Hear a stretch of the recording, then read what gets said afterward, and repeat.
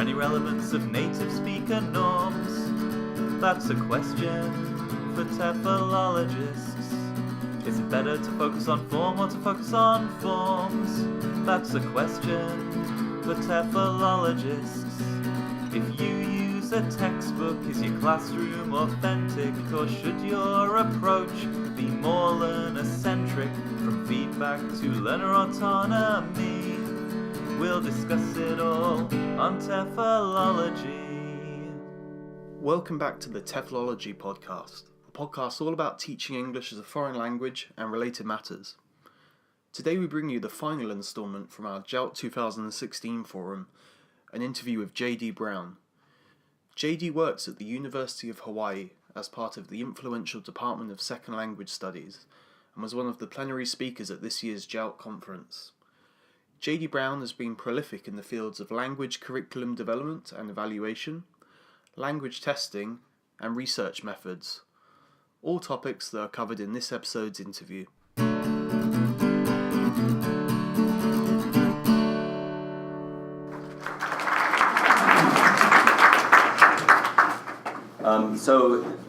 On the theme of this year's conference, and maybe as a way of you giving us some of your background in your career, I'd like to begin by asking you to maybe talk about some of the significant changes or significant moments, transformative moments in your career as a teacher, a language teacher, as a curriculum designer, or even as a language learner. I'm 70 years old. There are a lot of those we have time. moments. I was thinking about this question and thinking maybe I should talk about the most important transformation in my life, which was from the age of 2, I was a musician. My father put an E-flat clarinet in my hand and taught me how to play it as a little tiny baby. And then that lasted right through high school, and I went to the Oberlin Conservatory of Music, majored on the French horn, and was doing fine in music, but I flunked out of school because I couldn't pass English composition, U.S. history, psychology. I had absolutely no academic skills. I was a fine musician. In 1966, so I ended up immediately in the Vietnam War effort as part of the United States Army, where I served in the 82nd Airborne. And in the process, weapons training completely destroyed my hearing, which transformed everything. I was no longer going to be a musician. It was a bit of a slow process as I realized that. But once I realized it, I went from a French horn major to a French major, largely because I wanted to get back to Europe where I had been stationed in the Army. And that was a big transformation. In Europe, after studying French, getting my bachelor's degree and studying at the French University, I found that I was asked to do something called assistant English teaching. Some of you may be familiar with this idea. In France, at Lycée Arc de Meyron in Aix-en-Provence, I was an assistant English teacher, and I thought, wow, I could be a much better English teacher than French teacher. I think I'm going to do that. So I went back and got a second BA in English literature, thinking that's how you did it. And at the end of that, discovered I'd wasted that 2 years completely. When somebody explained to me there's this thing called ESL, and I asked them to spell it and wrote it down, and did some research and found that I wanted to go to UCLA, and got into their program, did their certificate.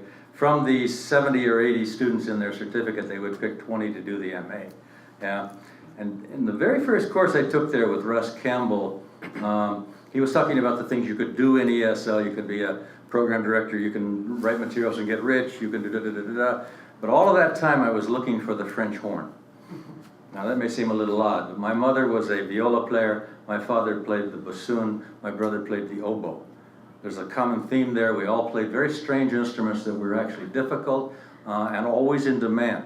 So you always had a seat in the orchestra, and if you were good, you really did well. So I was looking for that. And the last thing he said was, and there's this thing that everybody needs, but nobody in language teaching wants to do. It's called language testing. And I asked, why doesn't anybody want to do it? It involves a lot of statistics. And language teachers, not so much. They're language teachers for a reason. And so I immediately dove in. Musicians and mathematics go pretty well together. And I love the stats. I took 13 courses at UCLA. And so I think that was probably the moment that was the most important shift in my life, yeah. Okay, great, thank you. You mentioned that when you were younger, you were not very good academically, but obviously something changed later on. The Army. The Army. I learned what I didn't want to do with my life. Okay, right. Was it just finding that thing that you really felt passionate about, or? Not so much, it was just finding, I mean, in the Army, they teach you to do what you're told. Okay. And so if I did what the professors told me, I got an A, because I'm reasonably smart. You know, all I had to do was what they told me to do, and that's what I wasn't doing at Oberlin in my English class. I was sleeping, and you may recognize that as well. There are students like that everywhere. Yeah. Okay, great. So maybe continuing on this theme of language assessment, could you talk about what do you think are some of the biggest misconceptions that teachers and/or course designers have about language assessment? Well, as I said in my plenary today, I mean, a lot of teachers, when they think of a test, they think of TOEFL, TOEIC, Aiken, whatever, and those are the tests. But what they're doing in the classroom demands something entirely different. And so that's the biggest misconception people have. When they think of tests, they think multiple choice. And that's just flat out wrong in the classroom. Yeah. Okay. And do you think there'll be any, or have you seen it happening already, any significant developments in the area of language assessments? Well, there are the language testers who talk to each other in Language Assessment Quarterly and Language Testing Journal, and none of you would ever read those things, and you're probably right not to. You know, so we have these conversations that are moving forward, and they're very interesting theoretically and statistically. I think that in the classroom there's more and more good teaching and testing going on, yes, Okay. and I'm hopeful, yeah. You talked this morning, I suppose, about maybe the difference between activities in the classroom and assessment, and maybe the key factor you identified was feedback. Mm-hmm. And you talked about how if a classroom activity has feedback, that can be considered a type of assessment. Right, absolutely. Yeah. Mm-hmm. So in that case, I mean, does it get to a point where everything is assessment in the classroom? No, because learning isn't just feedback, you know, I mean, you have to do practice. Practice is really essential, and I would say, 80% practice and 20% feedback is going to be plenty. Now, when I'm teaching myself the piano, and have been for the last 4 years or so, and there are points at which I need to get feedback, and I do that by going online and watching modules of teachers and such. But there is plenty of time when I'm simply practicing, when I'm getting the myelination going and getting that automaticity going. Yeah, and I did the same thing in French. Practicing. But there's a time when you have to bounce your language against speakers of the language and get feedback. If they don't understand you, you got feedback. If they do understand you, that's another kind of very pleasant feedback. The myelination that you just referred to is this idea from looking at brain ideas, right. And this idea of strengthening connections. Right. Listening to that, it put me in mind of this idea of habit-forming behavior, which maybe has become less popular in the language teaching field recently. Do you think that we've maybe moved too far away from just avoiding that kind of, audiolingual has become a dirty word in general? Yeah. Do you think I don't think audiolingualism had it wrong altogether, Okay. There are many things I learned in audiolingualism that are phrases that I use in French very easily, because I practiced them in some silly language lab. Je m'appelle Jim, je m'appelle Jim, je m'en fous de ça, whatever, So I don't think they had it completely wrong. Chunking is not a bad idea at all, and maybe that's what we should call it instead of audiolingualism, or practice. Right. Which is what I was calling it today. Okay. Yeah. Or creative automaticity. Right. Okay. I'd like to ask you a couple questions about curriculum design, which you've also wrote extensively about and been involved in. Again, over the years, what are the most significant changes that you've seen in the field of curriculum design? Well, the most obvious changes that come to mind immediately are the syllabuses that have been developed over the years, And when I first wrote that book that you showed me earlier, the 1995 book, I have something like 7 different kinds of syllabuses ranging from structural syllabus to situational to right down through, I think I ended it with notional syllabuses or functional syllabuses. Yeah. And that's a fairly limited list, but that list is at least twice that long now, so that's changing constantly. Our syllabuses are becoming more complex because we're adding to the list of possibilities and we're combining them together a lot. Yeah. So that you'll look at a textbook nowadays and you'll see 6, 7 different syllabuses, either layered or interspersed with each other in that textbook. Yeah. Okay. When designing a curriculum, what do you think is maybe the primary, the most important consideration that the curriculum designers need to think about? It's interesting that in teaching from my book, I find that its biggest weakness is that it talks about things, curriculum as things. And in fact, I co-taught a class, a curriculum class with Jack Richards at one point, and we fought like cats and dogs and ended up not being able to be in the classroom at the same time because he thinks of curriculum as things. And he sells those things, and he's become very wealthy selling those things. So obviously he's right. But my point of view is that curriculum development is about people. Yeah? And you've got to get information from people. You need to know what the students and the teachers and the administrators are thinking. And you have to find your way down the middle. And that's something that I do label properly in the book that I call defensible curriculum. And you've got to build a curriculum that you'll be able to defend to all of the stakeholders. And I think that's the crucial issue, people, and dealing with people. Okay. Perhaps, many teachers now a lot of our training is to do with methodology and approaches to language teaching. Do you think it's possible for teachers to kind of bring their own methodology to any type of course, any type of curriculum? Every teacher has their favorites, often based on how they were trained or how they learned languages. And in fact, I don't particularly like to learn languages using communicative methods because I'm an introvert and I really don't like to participate in class. I'm a parasite as a student. But when I teach, task-based curriculum, so I mean we have these contradictions going on in our own heads as well. Yeah. And you get any two teachers sitting at a table talking about materials or teaching or whatever, and they'll argue. So what you need to do is to come to some sort of consensus. The nice thing about curriculum development is you can layer these things so that you can accommodate the views of a variety of teachers, or you can fire the ones that don't fit, or ease them out one way or the other. So that, I think curriculum can deal with all of the diversity of views. Can a teacher just come in and insist on doing it their way?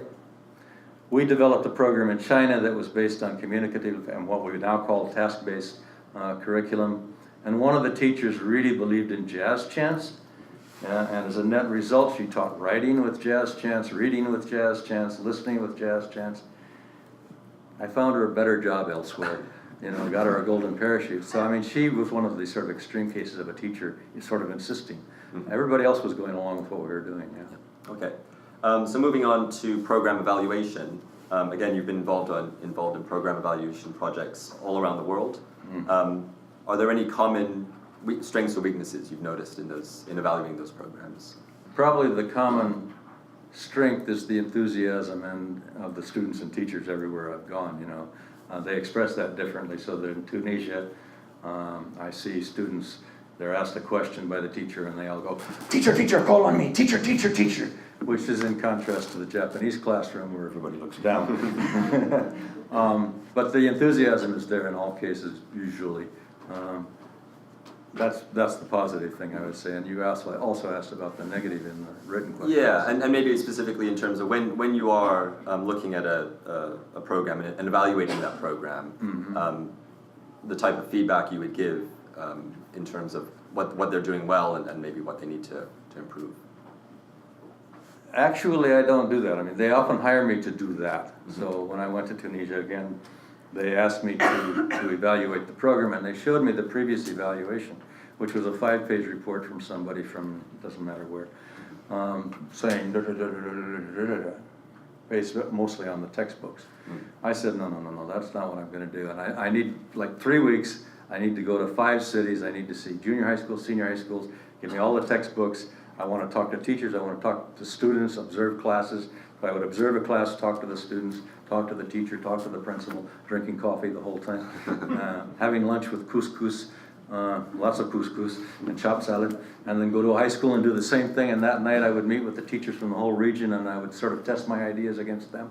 So it was a whole bunch of different data types that ended up with me developing questionnaires for teachers, students, and inspectors that went out then to thousands of people, and the data came back. So I did qualitative and quantitative research and pulled it all together into a report that was then translated into French and Arabic for their benefit. It was a massive effort.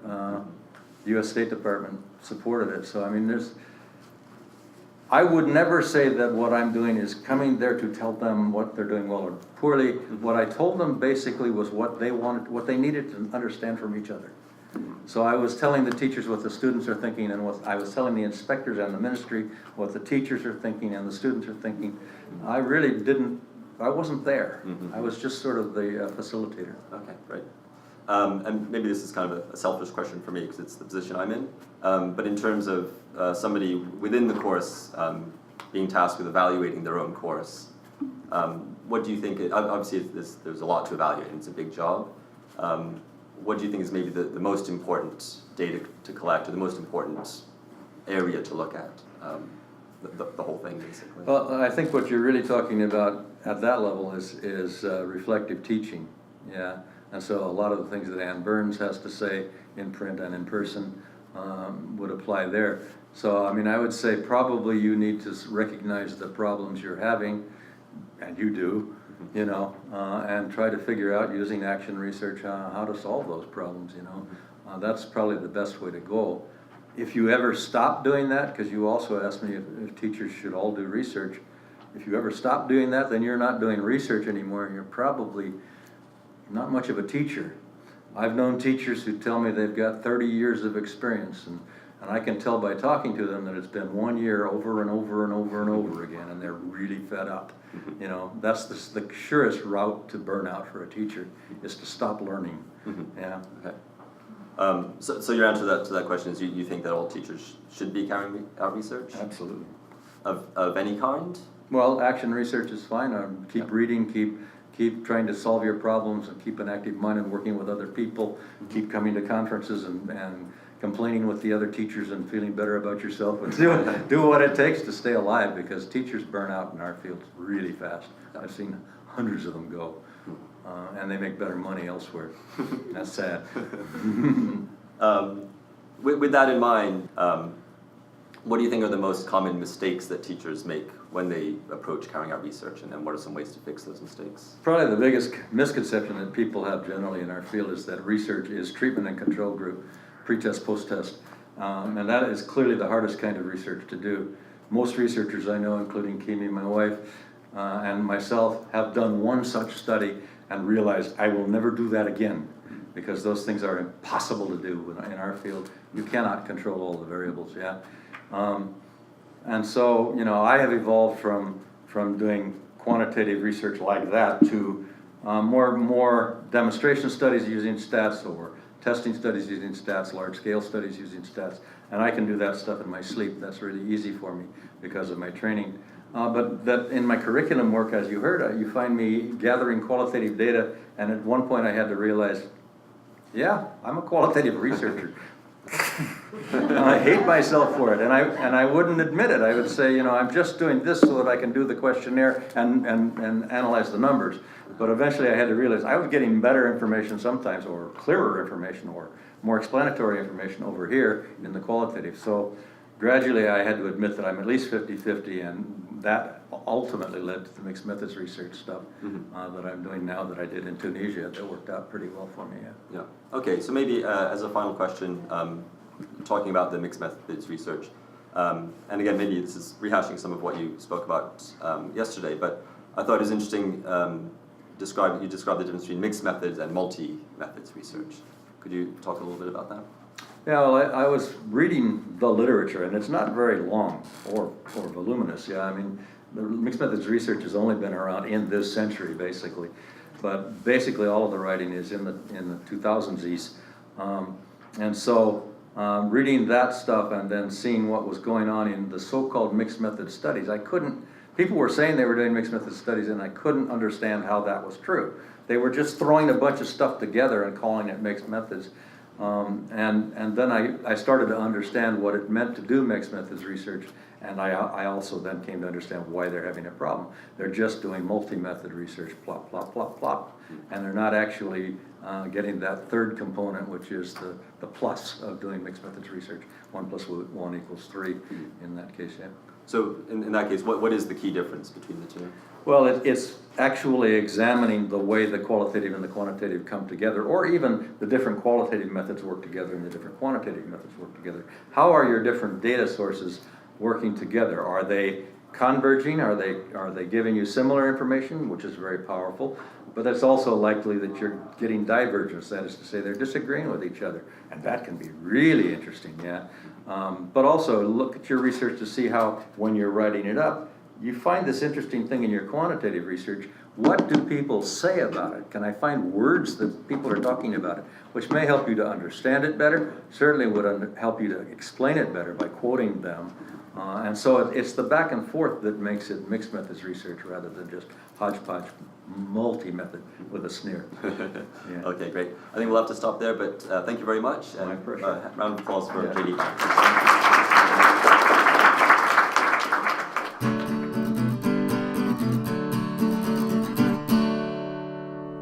Thank you for listening to the TEFLology Podcast, and a special thank you to JD Brown, our two other interviewees, and those who attended our forum in November at JALT 2016.